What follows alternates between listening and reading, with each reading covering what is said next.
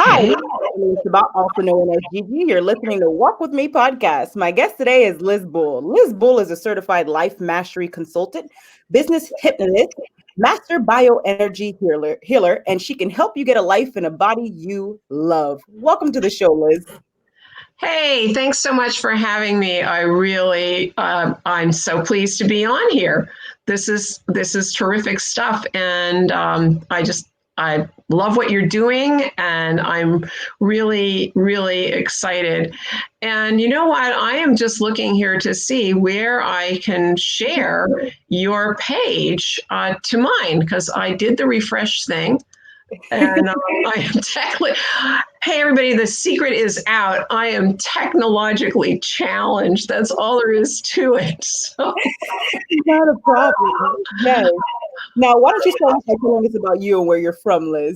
Okay, you know what? I just found where we're doing this, and now I'm sharing it. So here we go, folks. I'm going to share it, and I'm going to share it now to public, right? That's what I want to do. Yes, ma'am. Okay. All right. Ta-da!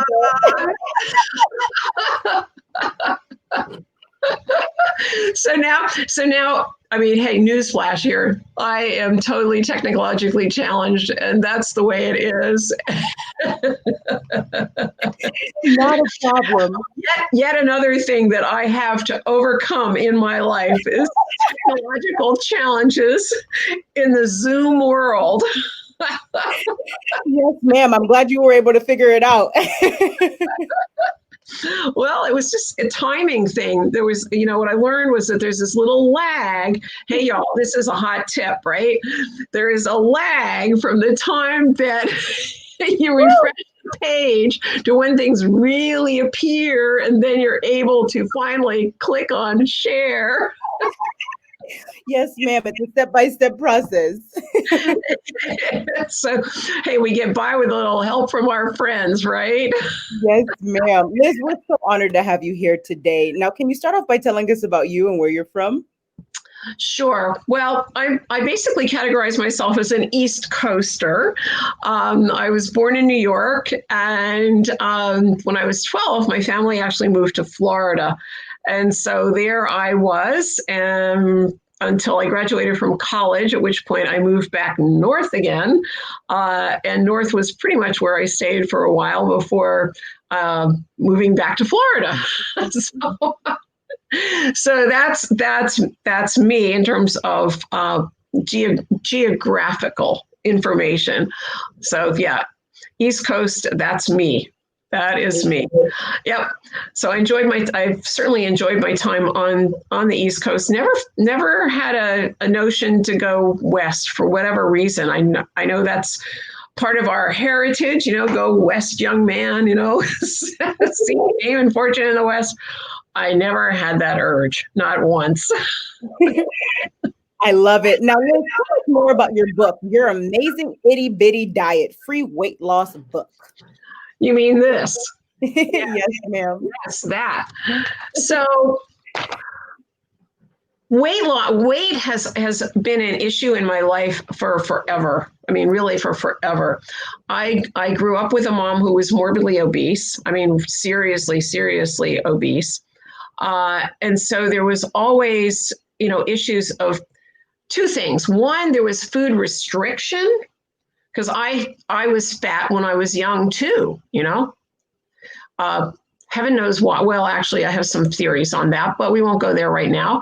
And so I was, dieting at a very young age. My mom was always on a diet, but then there would be, the binging that would occur always at night, in secret. We eat in secret. We don't, we restrict during the day. And, back then, doctors would put you on crazy things. I mean, I think my mother was on speed for quite a long time, because that's what they did. That's what they did.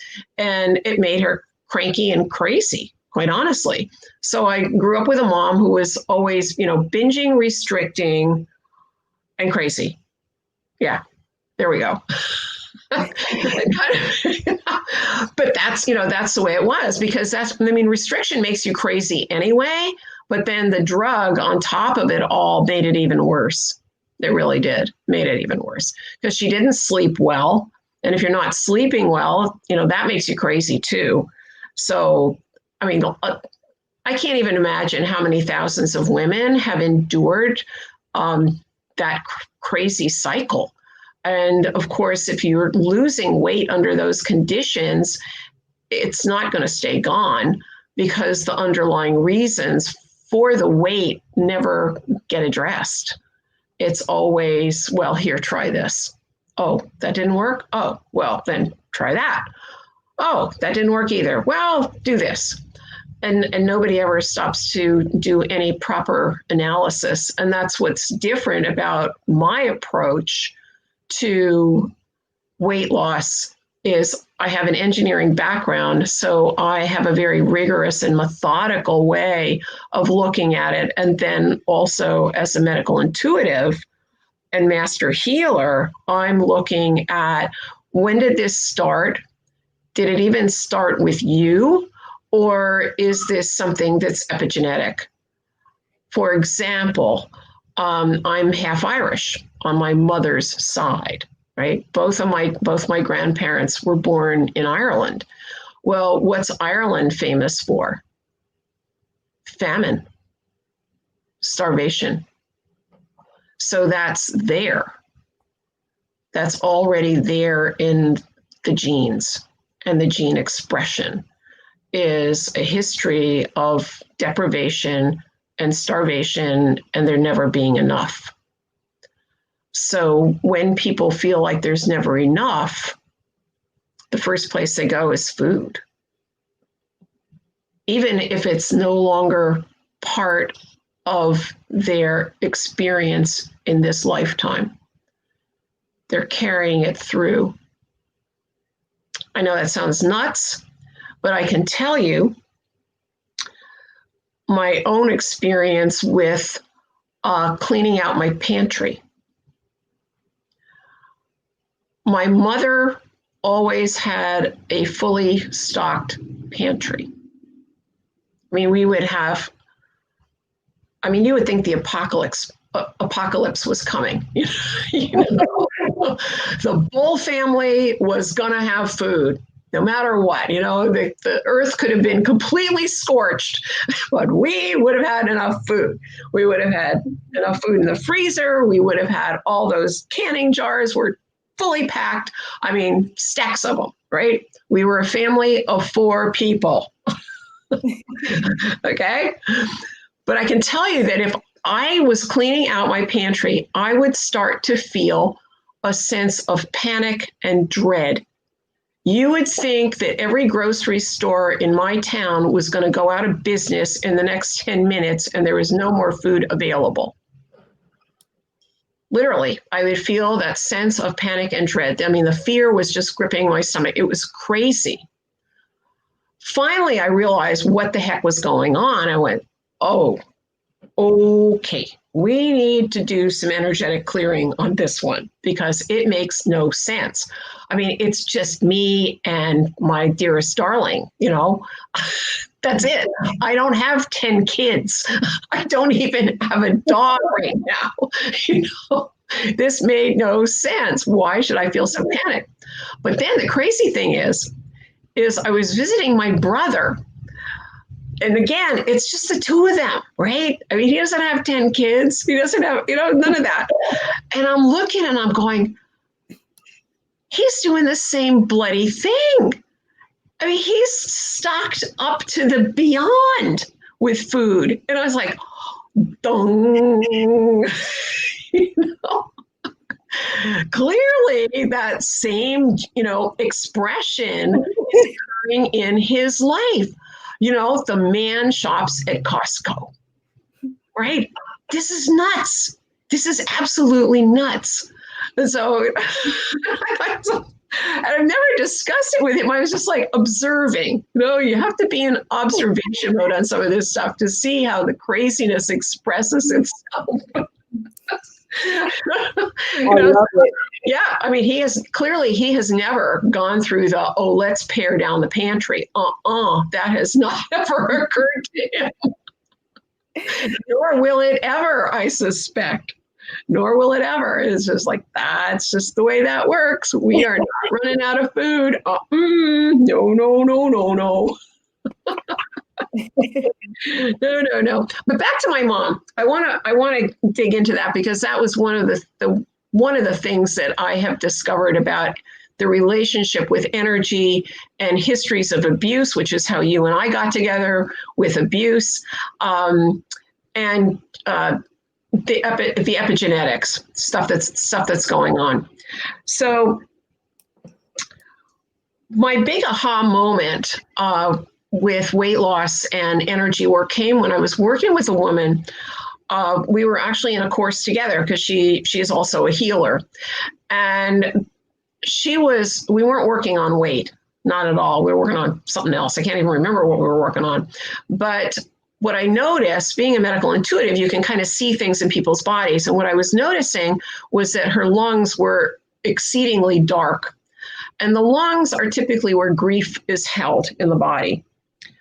Every organ holds onto, it has its own little job to do in terms of various emotions. So the lungs are about grief. And I thought to myself, what's going on here? So as we started chatting about that, I said, I've just noticed that there's a lot of grief in your body. Tell me about what's going on. Where have the losses been? Now, this is a woman, she was a LDS Mormon. She had 6 kids, but she had 5 miscarriages. And I went, oh. So what was going on was her body was maintaining the soul connection to those babies by holding on literally to the weight of the babies. So we're talking about a body that was holding on to 5 babies worth of weight.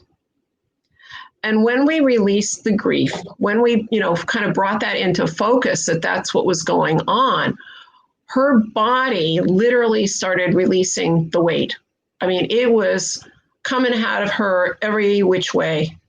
And it was, one of these courses that went on for, more than a week. She literally had to run to Walmart and buy new clothes because hers were literally falling off her. It was the craziest thing I had ever seen. And, if I weren't the sane, pretty well-grounded person that I am, I would have said, Liz Bull, what in the world are you smoking? This can't possibly be happening, but it was. It was. So, our bodies use weight to hold on to all kinds of things, all kinds of crazy things. We do. We will do that. But back to the abuse thing. What I have noticed is that food, eating, weight serve a lot of emotional purposes, particularly around abuse. What I've noticed is that literally, emotions have weight and pain turns into pounds. With my mom, like I said, she was a yo-yo dieter. And there was one point where my brother's a doctor, he's an MD. And we were very concerned about her because her father had died of heart issues. And at that point, my mom was she had high blood pressure, which is one of those indicators that, things aren't going to go well in the future. And my brother was very, very concerned. And he had been working at the Royal Victoria Hospital with people who were morbidly obese. And we said, we have to do something. We absolutely have to do something, or this just is not going to be pretty. And, it's going to be you and me, kid, who have to deal with the mess, right? What do you do when, your parents start to experience very, very serious health problems? What are we going to do? So we said, okay, this is what we're going to do. Now that back in the day, this was in the, late 70s, people were doing supervised fasts. So we said, okay, let's talk mom into doing a leave of absence from work So rather than sending her to, Red Door or one of those spa places, this will be a do-it-yourself job, right? We have the resources here. We have an MD on staff, and we have someone else who can cook and, keep an eye on her. So we'll just do that. So we encouraged her and convinced her that the thing to do was to take a leave of absence from work. And we would bring her up to Montreal, which is where we were both living then. And she would stay with me, and I would keep an eye on her, and my brother would, do her vital signs and all that, right? So we did this whole thing. And, it worked. She lost a lot of weight. It came off. It did. Now, I wish I could say that it stayed off, but it didn't. It didn't. The minute she was back in Florida, the weight came back. Now, back then, I wasn't a healer. I didn't know any of this stuff. And my brother really didn't have an awareness of it either. What I found out later was that my mother had been sexually abused by her brother. My mom's father died when she was 8 years old. Her brother at that time was a teenager. And her aunt, who was supposed to be looking after her, was neglectful. Her mother, mind you, both my grandparents were Irish immigrants. They came at very young ages. And my grandmother literally had a third grade education, and she worked as a cook for wealthy families in Manhattan. And when her husband died, she went back to work as a cook. That's what she did. So she worked long hours, and Auntie was supposed to be, minding the store. Well, she didn't. So, and when my mother told her about what was going on, Auntie's response was, "Oh, shh, we don't want to trouble your mother. We don't want to trouble her. She's got enough on her plate, So just shh." Right? Don't be a trouble. Don't be a bother to your mom. So for my mom carried a tremendous amount of body shame, which of course she passed on to me. She was always very apprehensive whenever she was out. She would talk about her job and working around men. She never felt safe around men. She would report how, there were, several men in particular. She would say, they always look at you like they're undressing you. She was very, very conscious of what she wore, always exceedingly modest. She would cover up everything. And for a fat woman and living in Florida, I got to tell you, this was no mean feat. Because she was always, she suffered. She suffered in the Florida heat. She did. Because it's hard to cover up everything and still be comfortable in Florida, especially back in those days when air conditioning was not as ubiquitous as it is now. Now it's everywhere, but back then it wasn't. Back then it was not everywhere. Cars didn't have air conditioning. Nothing much had air conditioning. It was like, okay, open the windows and, hope for a breeze. That's the way it was back then. That's the way it was. So yeah, so she regained it. And that is what I have found over and over again with a lot of my clients is that there are histories of abuse. There are. So number one, the weight is some kind of protection. It's like maybe if I make myself look unattractive enough, they'll leave me alone. So that's one thing. And the other thing is, if you think of the outrage and anger at being in that situation where you're not protected and having no legitimate expression for the anger, that's the other theme very often with my clients is there have been other abuses or neglect in their childhood, their younger days, and there was no legitimate expression of the anger. So for comfort, you eat, you chomp, chomp, chomp, or you swallow, swallow, swallow. That's where the anger goes. I'll eat my anger. I'll eat my emotions. And what does that do?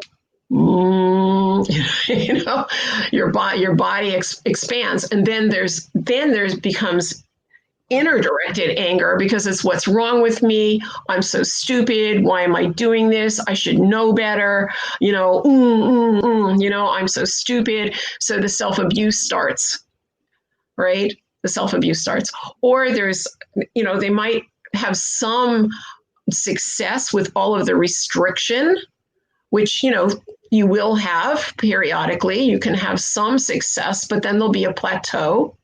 And then there's more rage and anger that comes out of that, or there's the guilt, there's the shame, there's all that stuff that goes along with it. So it's like, it doesn't work for the long term. You really have to deal with those root causes, and then it becomes safe to express.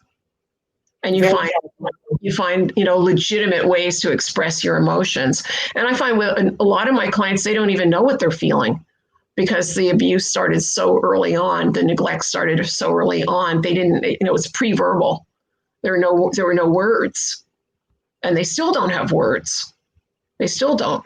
That's one of the things that I often end up doing with my clients, is I literally send them a list of emotions and definitions so that they can start to actually experience them and start to name them.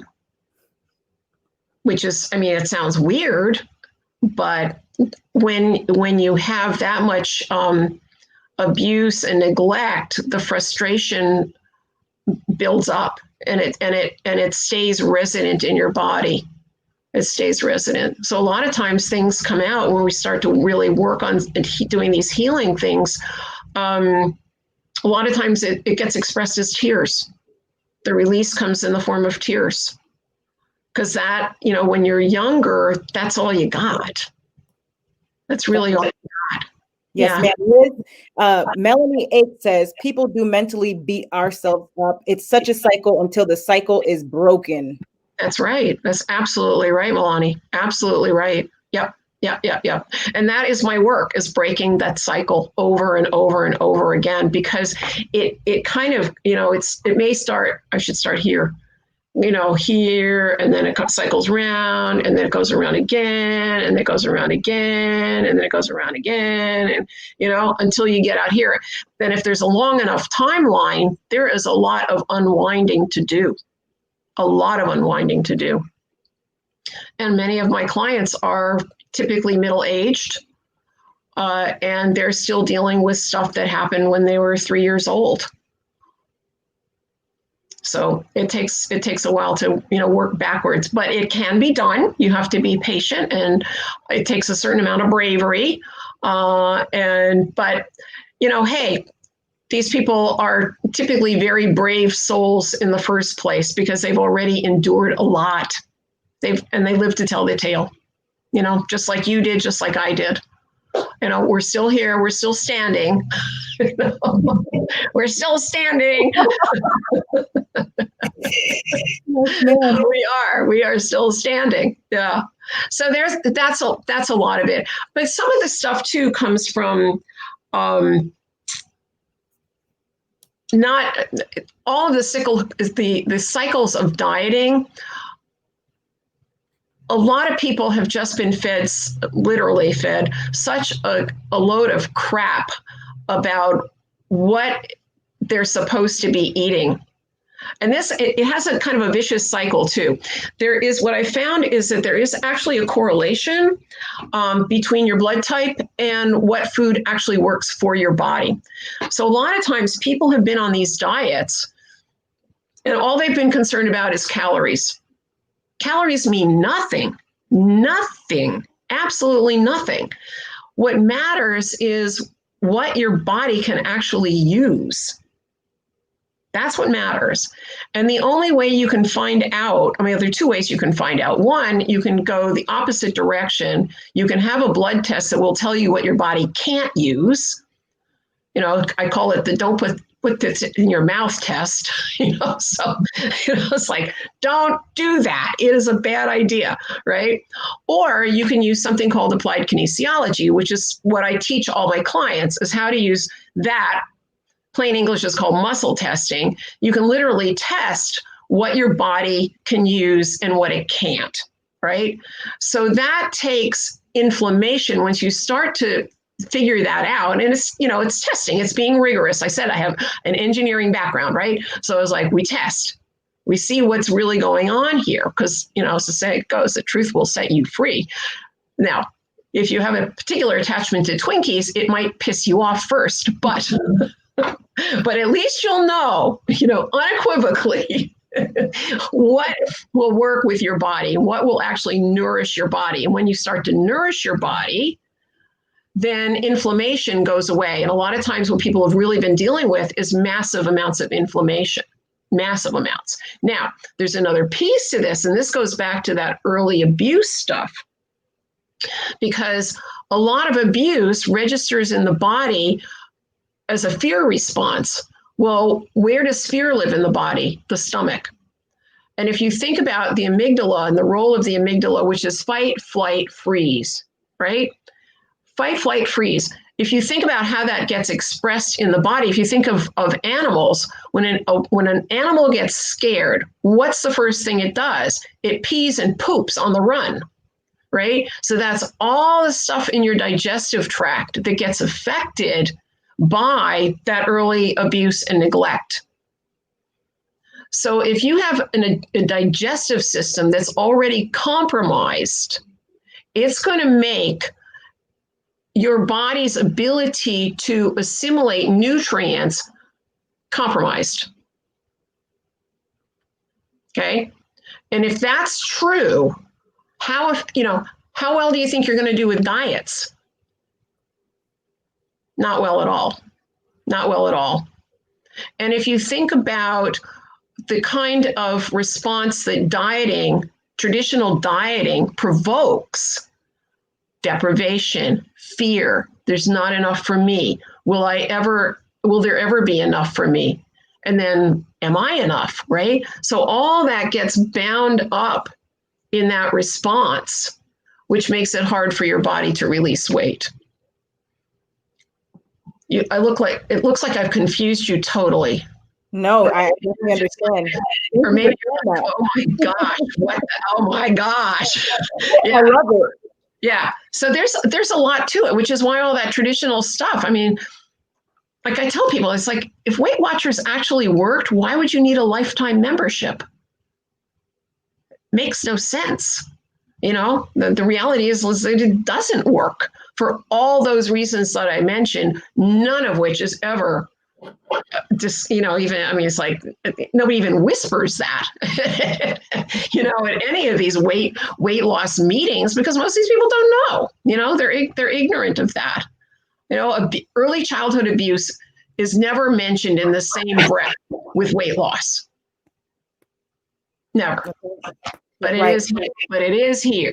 Yes, ma'am. I love it. Now, Liz, tell us more about your greatest accomplishment in your life.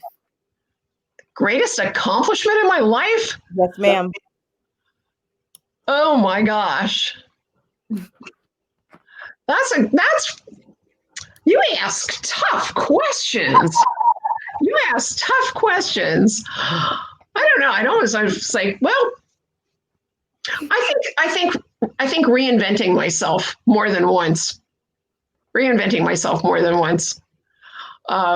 Somebody recently, I was in a networking meeting, and there was this fellow who was talking, very accomplished man, very accomplished, has done all kinds of different things in his life.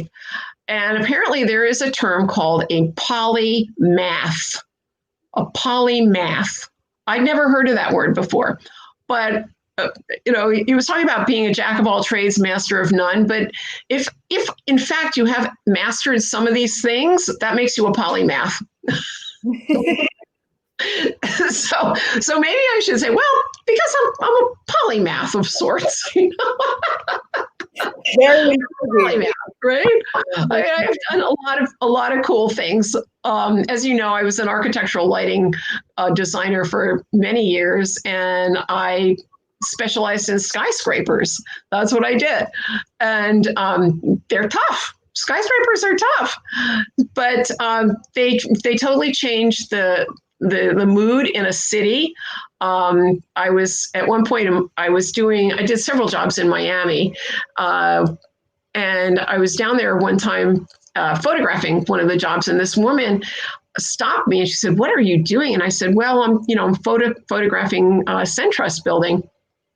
And the woman went into tears. She said, "Why? What?" I said, "Well, I lit that building." She said, "Oh my God, thank you. You have no idea what that did for Miami.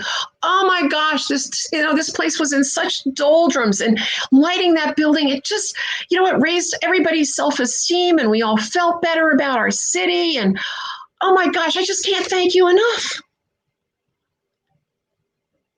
Who knew? so I said, okay, so I've changed the vibe in a number of cities. So that's the way it is. I mean, I was senior vice president of the Douglas Lee organization in Manhattan, and we were best known for lighting the Empire State Building.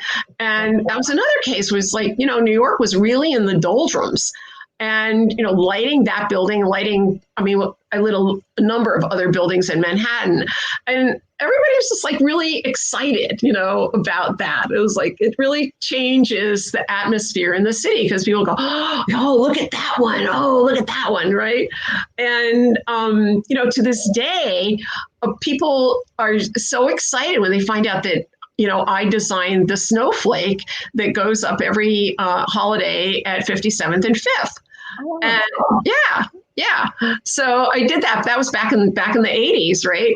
And they're still doing it. So I was like, yay, great tradition.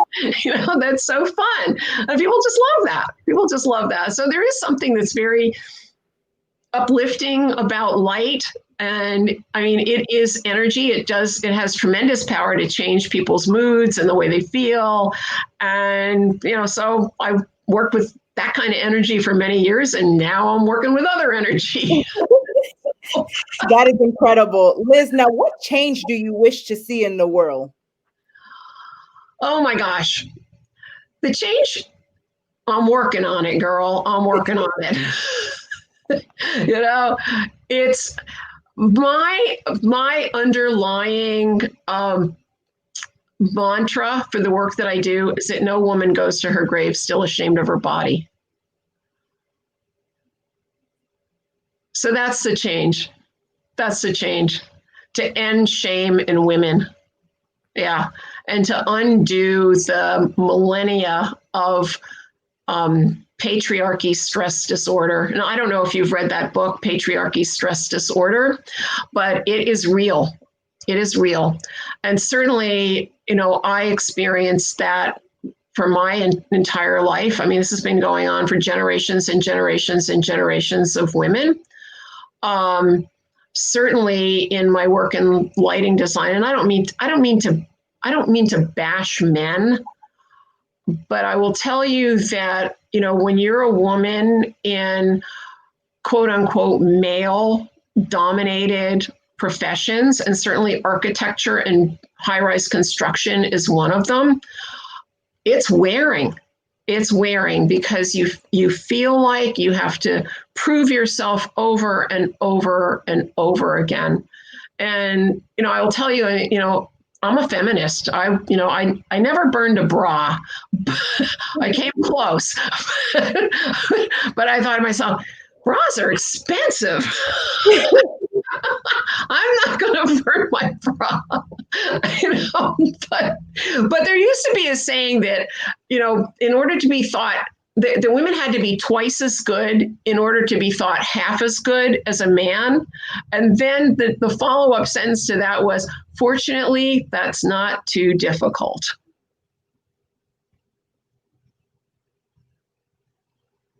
Very powerful.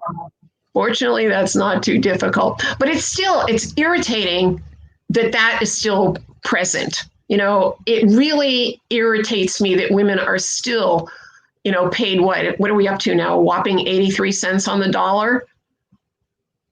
That's the change I would like to see, is true parity for women, true parity, that we are absolutely paid what we're worth without having to grovel and beg for it, which women typically are not good at doing. We're not. And that's actually a brain science thing, because, that is a left brain thing, and men generally are left brain dominant. That's Catherine Benzinger's work. If you don't know her work, look it up. She's amazing. But women are very poor at negotiating for themselves. Men are good at it. We're not. So we're really at a big disadvantage that way. We tend to notice everything. We're the nurturers, we're the worriers, we're the right brain, dominant ones, and we're the worriers. Men don't do that. They don't do that, but they negotiate.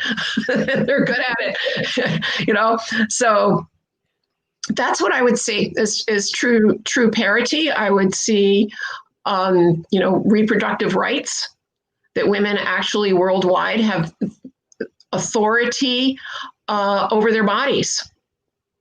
Yeah, that women absolutely have authority over their bodies. Thank you. Yeah. Thank you for sharing that.